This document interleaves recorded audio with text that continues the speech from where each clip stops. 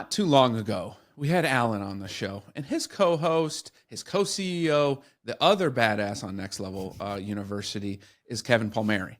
And so now we have to have him on, right? Doesn't that make sense, everybody? Learn his background and put it all together for us. So without further ado, Kevin, why don't you tell us a little bit about your background, and like everything else, we're going to dive into it with some hot and heavy questions. That is the goal. Number one, I appreciate you having me. Number two, I hopefully will be more badass than Alan. That is for sure. And my backstory. I'm someone who was raised by my mom and my grandmother, didn't go to college, didn't have any expectations of creating any level of success, fulfillment, or impact in the world. And now I have the opportunity to host a podcast 7 times a week. And now I'm a professional, quote unquote, podcaster, I guess. And this is what I get to do for a living. I get to help people for a living, which was quite literally a dream for me at the beginning of this. You guys aren't in competition with each other at all, are you? Never would we be, zero. ever. Nope. No. Never. Never. Nope. I'm against it. Fully against it. And by the way, everyone listening, I don't like the East Coast. So let's not put it too much on him that we don't like the East Coast as much. No, but seriously, obviously they've heard Alan's story. If they haven't, it'll be in the description. They can go find his.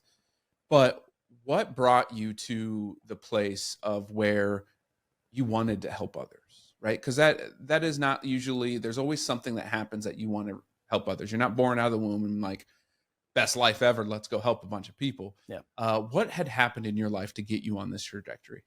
I think one of the simplest, earliest things is I grew up without a dad. And I always felt like other families were trying to like adopt me and give me a normal childhood experience. It was always super weird for me, Stoy. Inviting me over for dinner and like, hey, do you want to come on vacation? And eventually it got to the point where I remember thinking, oh my goodness, you think I'm defective. So you want to make sure that I don't continue that defective life or that defective behavior. That was a really big one for me. Then I didn't go to college and everybody I knew did. So I felt like I was kind of a loser and everybody else was positioning themselves for successful futures and I was going to get left behind and I was never going to be financially successful. I was never going to be desired for, and I was just never really going to have any impact. Then I had the opportunity to actually make money. I got a good job and I got lucky and I ended up making 6 figures. And it was like, oh my goodness, I am going to be financially successful. This is amazing. Then I realized that didn't make me fulfilled. So I made 6 figures. I opened my final pay stub of the year. And I remember expecting to have a ton of confidence, a ton of self-worth, getting rid of all my limiting beliefs, loving myself. And none of that happened. So I realized in that moment that for most of my life, I had lived unconsciously. The opposite of unconscious is hyperconscious. So shortly thereafter, I started a podcast called the Hyperconscious Podcast. So that really was the inception for me. Was I've grown up most of my life expecting not to be successful. Now, if you look at me from the outside looking in, you would have to assume I'm extremely successful. But I'm actually more unhappy now than I've ever been. There has to be something to this. And how many other people are going to fall for this trap and experience this? Maybe I can use my story to help other people raise their awareness to who they are, what's valuable to them, and I can help them learn about themselves and change their lives. Then the following year, I ended up sitting on the edge of a bed contemplating suicide because I was so miserable still doing this job when I felt like I had a purpose and a mission and something greater than myself. Then I left the job and then it was like, we're going to go all in on this.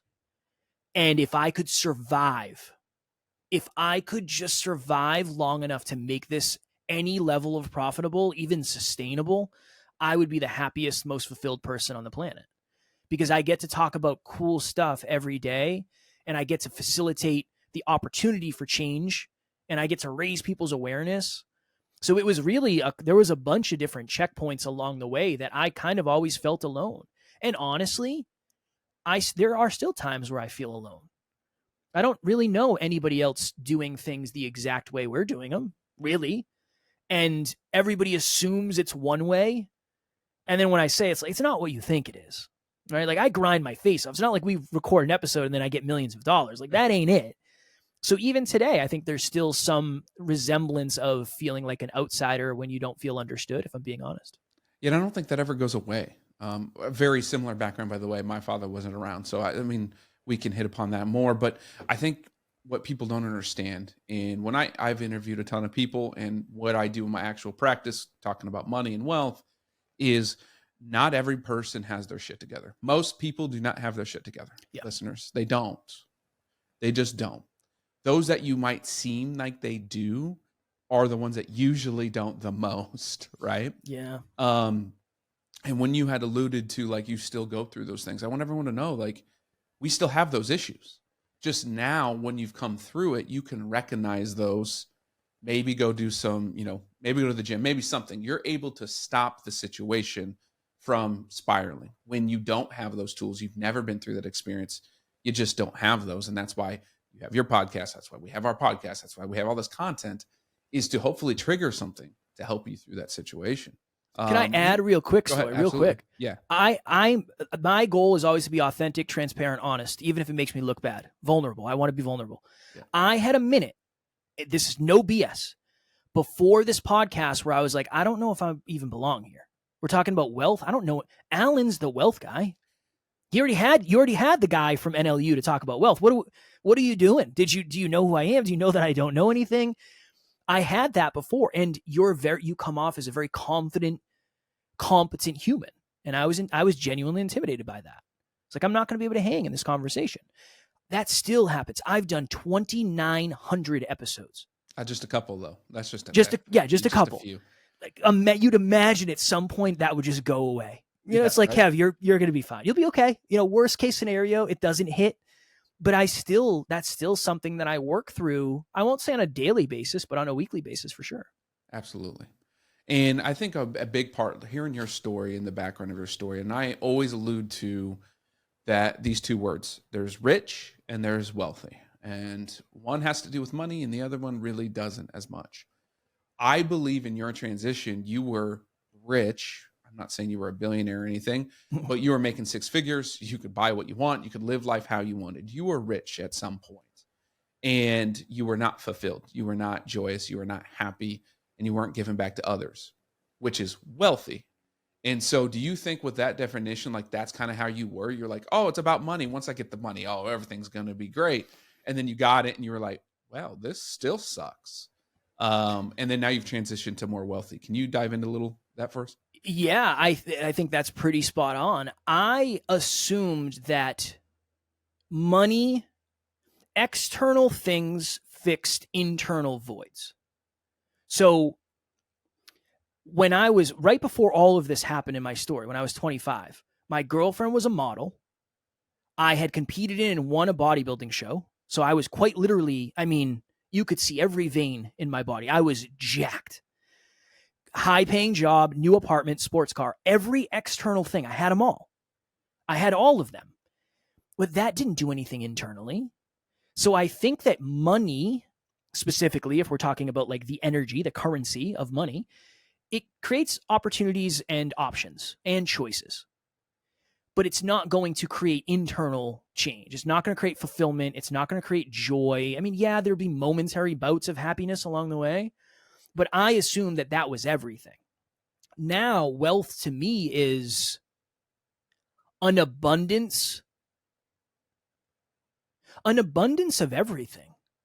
An abundance of energy, an abundance of knowledge, an abundance of love, an abundance of opportunity, an abundance of awareness. That is what wealth means. That's what wealth means to me. It means abundance that you can pass out. That's really... If I have an abundance of energy, I can give Stoy some. Here's some. Here, you can have this. Let me bring it. If I have an abundance of knowledge, I can write a book, and a bunch of people can profit from that book. So yes, I would say it's the ability to just give out all the abundance that you have. See, I just got the chills. You said you're not the money guy of the conversation. Yes, you are. That's the game. Money is a tool. Money is a tool for all of the things to help you live more abundantly and give more, right? But you can't give more energy. Money doesn't buy energy, right? At all. And I think that's a really good place to speak on that. All right. So you decided to, hey, I'm not going to do that. I'm going to start a podcast. Podcasting is a very easy and quick way to make a lot of money. Yes. There's minimal work. You just talk on here and it's all done. Talk us through that mindset of like, hey, I'm going to do a podcast and I'm leaving a high paying job. What needs to happen? Because it's a business, right? All business owners, podcasting is a business in itself. So talk us through that transition and why, first of all, and second of all, what's that grind like? Yeah, the transition was more out of necessity than desire. I mean, when you're sitting there on the edge of a bed contemplating suicide, there's really nowhere else to go. There's two ways. There's either I go through with this and that's it, or I try to take another path. I reached out to Alan. I don't know if he told you, but I reached out to Alan and I explained to him what was going on. And he said, Kev, over the last couple of years, your awareness has changed a ton, but your environments have remained the same. I think it's time for you to change your environment. So a few months after that, I went all in with him. I already knew I had somebody who was a potential business partner, who's extremely intelligent. Hopefully the audience took that away, right? I'm sure he added some value. Master's in business, electrical and computer engineer. Like, we're going to be fine. He's the strategy. It wasn't for money. I didn't know it was going to be a business. I just knew that it fulfilled me and I was passionate about it. And honestly, that was enough for me. I was naive, but positively naive. I was like, I don't know if you told me what it was going to take now and I had the opportunity to go back and do it again, I would, but I would definitely have some hesitation for sure. So first 2 years, I'm living off of credit cards. I had access to like $35,000 in credit, and I think I had $10,000 cash when I left my job. First couple of years, I'm just living off of that, and Alan and I are working on our character. There's no business plan, there's no offers, there's no products, there's no services, there's no business bank account. None of that exists. We didn't have that till 2019, I don't think. We just learned that the majority of our audience is emotionally driven women. We are two bodybuilding bros. We have some work to do on our characters if we're going to be able to add value into these humans' lives. So that was the first couple years. Then I had a conversation with Alan and I said, brother, I'm running out of money. At this point, I'm $30,000 in credit card debt. My car is breaking down and I can't get it fixed. I can't afford stuff. I'm running out of money. And he said, well, I think you should start coaching for free. And I said, I don't know if you missed like that last part. I need to start making money, brother. Like I do enough stuff for free. And he said, Kev, you've never coached. You need to build demand. And honestly, you need to build belief. So I reached out to 5 people who I knew listened to the podcast. And I said, hey, I'm interested in doing some beta coaching, self-improvement, right? Self-awareness, self-improvement, peak performance. Is that something you're interested in? It's totally free. I will coach you for free it was either a month or 2 months, every week. Is that something you're interested in? Everybody said yes. So I did it for free for whatever the allotted term was. And at the end, I said, I'm not going to be able to do this for free anymore because, business is not growing really, but I'm doing more. Right. What do you think of $50 a week? And everybody said yes. So I went from $0 to making $250 a week, which was life-changing money for me at that point. And then that became kind of the way that we tried to start the monetization process. And when I tell you this is the hardest thing I've ever done by far, I mean, I still work 70 hours a week. I work 6 a.m. to 6 p.m. Monday through Friday, and then usually 8 to 10 hours on Saturday. Alan is working probably 85 hours a week.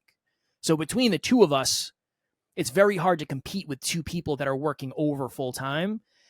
I have traded in friendships. I've traded in relationships. I don't go to bachelor parties. I don't do a lot of stuff. I'm in this office pretty much every day for 12 hours a day. And it is brutal. Yeah, it's one of the hardest things ever. 1,780 episodes without missing. That's a lot. It takes a lot out of you. So I don't know if I could eloquently express the grind. It's most likely more than someone would guess because it's definitely way more than I would have guessed. Oh, absolutely. But the thing is, it's all a journey. All you spoke about is a journey. And you guys are still knee deep in that journey, mainly because our journey doesn't end until we are dead. But listeners need to understand that whatever path you are on, it is a journey. And you just need to keep going forward and trying these things. Because if you don't, then that's when things go awry, both emotionally, physically, all of them, fiscally, all of those go awry from that perspective. So you've built this business, you're grinding your ass away, right? And everyone's going to be like, well, I don't want that life, right? I don't want to have to work 70, 80 hours a week. I don't want to do all of these things. In your coaching and in your university, what do you say to those people, right? The ones that don't want to do that, but they just want a nice, I don't want to say easy, but more simple life. I say make sure you set your goals accordingly. I'm okay with that. I'm never going to be the, well, I won't say I'm never, because I'm sure I probably was in the beginning. I probably thought I had to be like, yeah, grind your face off. I don't care what people's goals are anymore. I now care for the lifestyle that you're okay with living while you pursue them. That really would have helped me in the beginning. Like, I wanted to be a full-time podcaster. I didn't really know what that meant. But now that I know what the day-to-day is like, I can hopefully more honestly communicate the journey to other people. So when someone says, well, I don't want to do that, I would say, well, there's different ways you can do it.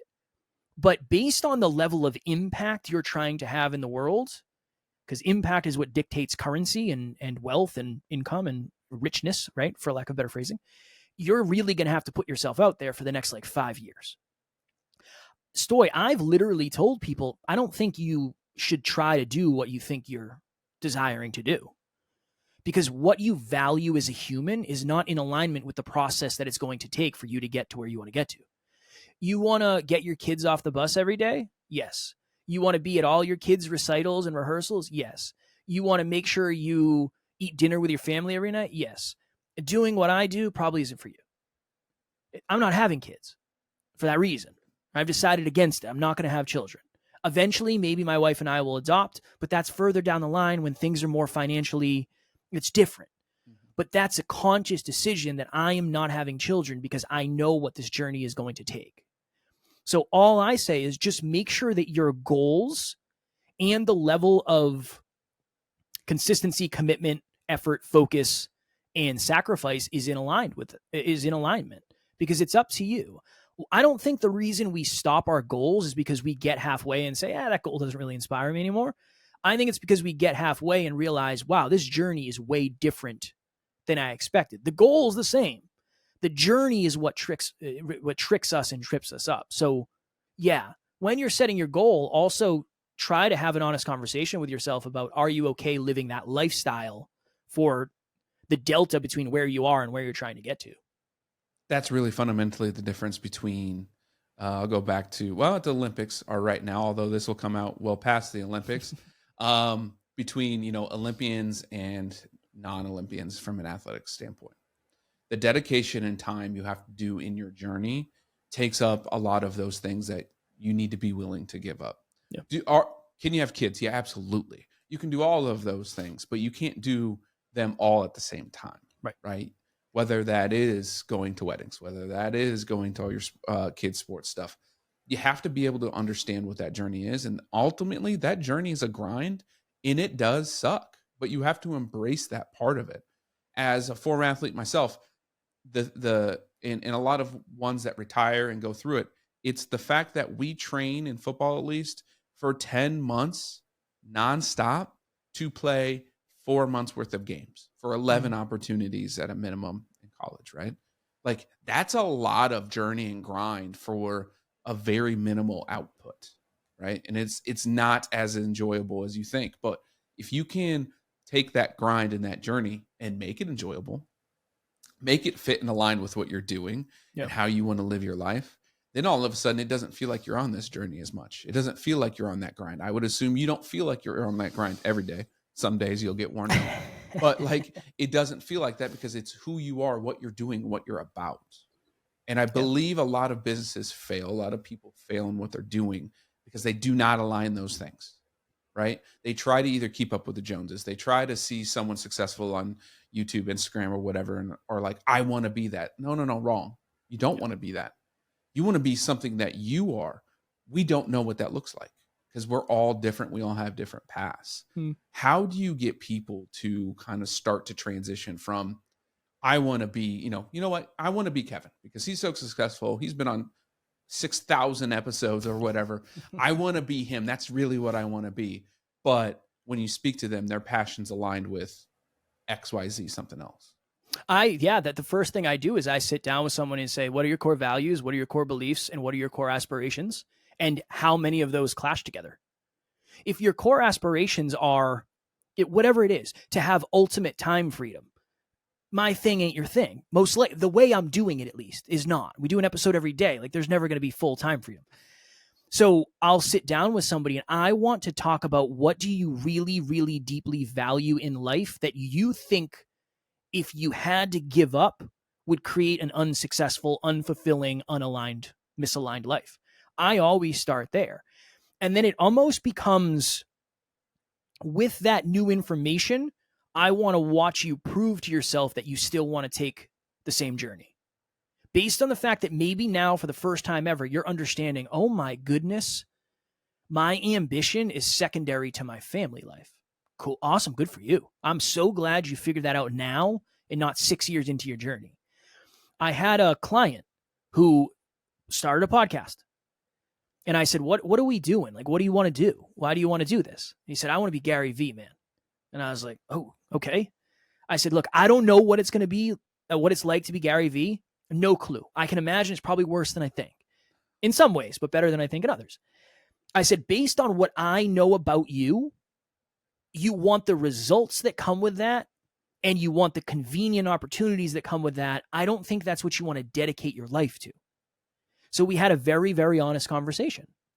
And he got rid of the podcast because he realized that, it sounds really good and it sounds really sexy. And yeah, it looks cool what you and Alan get to do every day. And I said, I know it does. It's supposed to. It's supposed to. It's supposed to look cool, right? It's a business. It's a brand. I don't want people to know that if you're going to chase your dreams, it's going to be harder than you think. Like, I do, honestly. I do want people to know that. But I don't want to look miserable all the time because I'm not. But it is challenging. So I think, that's the answer is I just want to help somebody raise their awareness to what do you really value as a human being? Because when you realize what you value as a human, you also realize the journey has to cross certain checkpoints for you to stay fulfilled along the way. But a lot of us don't have that self-awareness yet. And we think that money will fix. It's like, well, when I get the money, no. Unless money is like the thing for you, it's like, that's my deep belief. Money is everything. That's all I value. And my ambition is to have all the money in the world. I don't know. Maybe for you, that's the journey. But I feel like there's some depth to that maybe we haven't got to yet. Oh, for sure. So hot topic time. You had talked about like majority or a lot of your listeners are women, right? My business is designed around minority in business, female business owners, right? That's just who I attract. It's what we talk to. Why do you think that is for you guys, the majority of your listeners, or a predominantly early on majority of your listeners? I think it is, we have a common core wound. So Alan and I had very low self-worth at the beginning of this. I think we attracted a lot of people who had self-worth issues. So I think that was part one. And part two, it was two jacked guys having deep, vulnerable conversations about stuff that I don't think a lot of other men wanted to talk about. And the ultimate goal has always been to do it with the least amount of ego possible. When I listen to old episodes, I can sense that I'm insecure, so I'm egoing up, that I just needed to protect myself. But we're very warm and we're very welcoming and we're very empathetic. We try to see things from different perspectives, even if we haven't lived them. So I think there's one arena where it's hustle culture, grind your face off, work 24/7, screw your family, don't hang out, don't get R&R, it doesn't matter, you only have one life. Do you want to be successful or do you want to be a failure, you loser? There's one end. And then the opposite end of that is just only do really what you feel like doing. And then if you're supposed to attract success, it'll come to you. We're in the middle.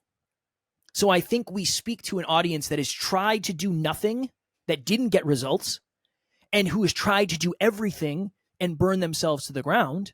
and they realize, oh, interesting. Although these guys grind their faces off and they're on the hustle culture side, they don't tell us that's how we have to live our life. Interesting. So I think that's why we attract the audience that we attract. And now more than ever, we talk about relationships. We talk about wealth. We talk about love. We talk about health. We talk about all that stuff, self-awareness. So it's not just an achievers podcast. It's more somebody who's trying to become more aware and evolve. It's more of an evolution podcast than an achievers podcast. Absolutely. Plus, you guys are two good-looking guys, so you can't. Appreciate that. Well, likewise. There's that part, right? I appreciate it. Yeah, of course. Got to give it back. You're right on and spot on. And I also believe it's that kind of, we go back to that feeling of being alone, right? There's a lot of women who feel alone in their own business, their own corporate setting, their open relationship, whatever it is. They have that more vulnerability because they're more in tune with their emotions than we are. Mm-hmm. And I believe you guys being vulnerable just opened up this new demographic. And ultimately, that's how I operate too. And I think that's why it does the same thing. Vulnerability is what leads to change. It leads to deeper relationships. Mm-hmm. Also, it leads to peace. Like, it is so fulfilling and so great to be very transparent and not hide a damn thing. Now, we always hide some things, but like from conversations, just like straight, this is what it is. Like it, don't like it, hate me, love me. It's who I am, right? At the end of the day, it's who I am. So we're good. As we wrap up this episode, I always ask this one thing. What is one thing you want to leave our listeners with that will help them take that next step in their journey? I would say the biggest difference between the person that you are today and the person that you ultimately aspire to becoming is your habits. So don't worry about changing everything right now. Just work on changing one thing. And it doesn't have to be big. It can be tiny. If you start tracking your finances, that's a great awareness. Is it going to make you rich tomorrow? Most likely not. Is it going to make you wealthy tomorrow? Most likely not, unless you're already wealthy and now you know you are. But it is creating an opportunity to build a new habit. And 5 years from today, you don't know how many little morsels of lessons and value you're going to find just by tracking your finances. Oh, I didn't realize I was still paying for Netflix. $16 a month. Let me can that. Or whatever it is, right? So that awareness is there. Work very diligently on just getting a little bit better and improving your habits a little bit. If anything, I'm a good example of that. I was not the smartest. I was not the best strategist. I was none of those things. I wasn't a great speaker, any of that. I just try to get a little bit better every day, just a little bit. Sometimes it's irrecognizable. But from day to day, progress seems invisible. From year to year, it's impossible to miss. So yeah, just focus on the habits. Focus on the fundamentals. Sometimes growth isn't sexy, and sometimes the best thing for your growth is the least sexy thing. So don't be afraid to lean into that. You heard it from Kevin. What's next for next level? What's next for you guys? Is there a big project you're working on? Obviously, you're still grinding. But surviving. Surviving. Breathing, maybe. What do you got coming down the pipe? Anything? No, I don't think there's anything specific coming down. We are really leaning into what's becoming a charity. We have a foundation for children of single parents because Alan and I both experienced that growing up. So that's something we're putting more time, energy, effort, and focus into. But yeah, no, it's literally what I just said. Just try to get a little bit better. Take a lesson from this episode and this opportunity and figure out where did it go well, where did it not, how do I improve it? And then 5 years from today, I'll be saying the same thing, but different. But different, right? Ultimately. Well, as always, we always ask, do all the like, share stuff. That doesn't matter. Comment, DM us, both me, both Kevin, and Alan, since he's been brought up a few times. Just reach out to us. We're here to help. We really want to help you as much as we can. And the only way we can do that is if you take that first step and just communicate.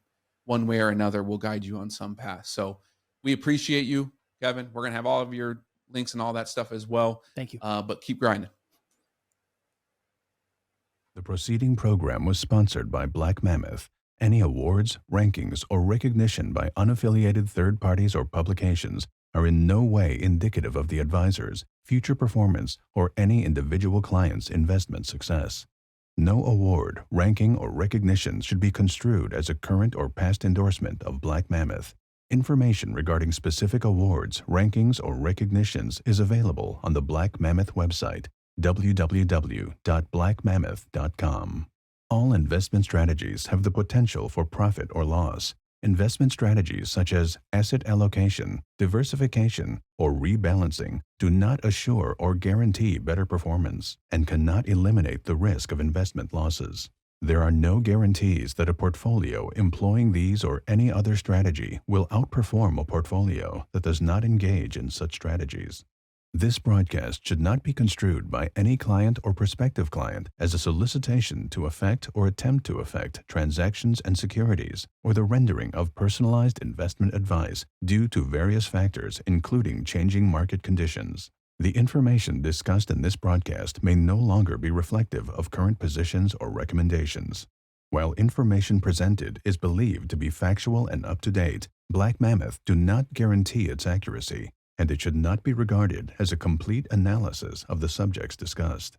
The tax and estate planning information discussed is general in nature and is provided for informational purposes only and should not be construed as legal or tax advice. Listeners should consult an attorney or tax professional regarding their specific legal or tax situation. Past performance is not indicative of future results.